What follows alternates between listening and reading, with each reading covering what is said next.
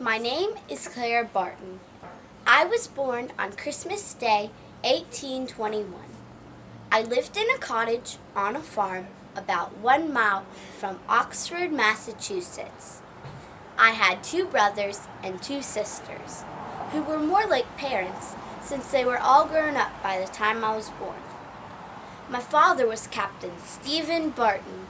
He was the captain of the local militia and was a fine farmer and a prosperous businessman. He was a generous man who cared for the less fortunate in our community. For as long as I can remember, everyone in the family had something to teach me. My siblings taught me spelling, math, reading, and science. My mom taught me cooking and baking. And my brothers taught me gardening and sports. And my dad told me story after story of the Indian Wars and his experiences in them. And from him, I learned geography, history, and military tactics. I learned how to keep an army equipped with arms, clothing, food, and medical supplies. I didn't have any playmates, but my parents let me have as many pets as I wanted. I had a dog, hen, turkey, calf, colt, chickens, ducks, and geese. I even had a snapping turtle. Everyone said that I was very good at doctoring the animals because I could understand them. Everyone would always talk about that wonderful Clara Barton, and many of the children would bring me their own pets to care. One day, while I was swimming with my cousins, Dr. Ward stopped by, and he said that he would give us a penny apiece for the leeches that would stick to our skin, because he needed them to cure sick people. My cousins told him that I was better than anyone at taking leeches off, so I showed him how to do it. He said he never saw anyone do a better job, and he wished he had me to take them off his own patients. When I was 10 years old, I was sent to boarding school for a year to get over my painful shyness. It didn't help. In fact, I got much worse.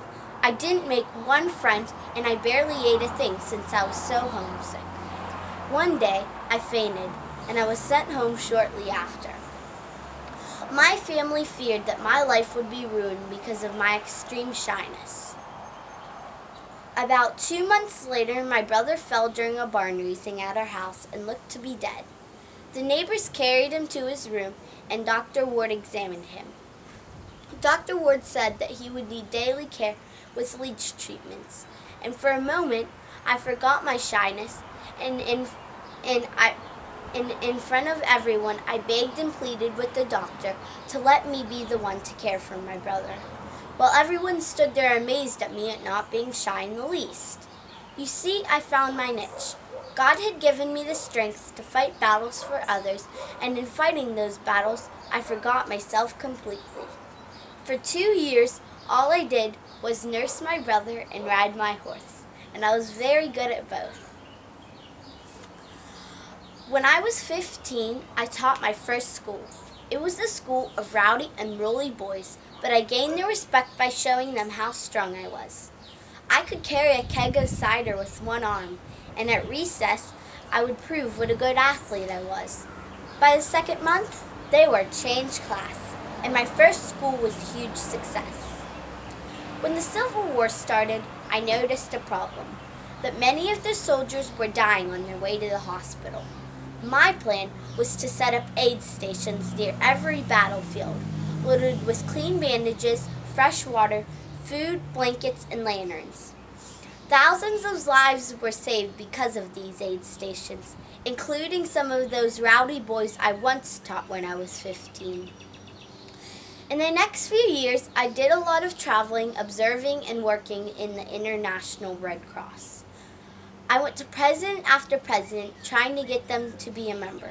And finally, 15 years later, I convinced President Arthur to become a member of the 16 other countries in the International Red Cross. I was the president of the American Red Cross, and at that time, the most famous woman in America. My rules as president were that all who were wounded in war could receive care, even our enemies, and that no Red Cross worker could be captured or put in prison by the enemies. We would help wherever there was a fire, flood, tornado, or earthquake. We would go wherever there was an epidemic, like yellow fever, smallpox, or the bird flu. We will be ready on a moment's notice with trained volunteers, temporary shelters, food, water, and medical supplies. As you know, there are many natural disasters in our world today, and the American Red Cross is one of the first responders, offering services on many levels to help suffering victims survive. Looking back, it was as if God had prepared me my whole life for what was accomplished through me. And like me, God has a wonderful plan that He wants to accomplish in your life. What will you be the founder of?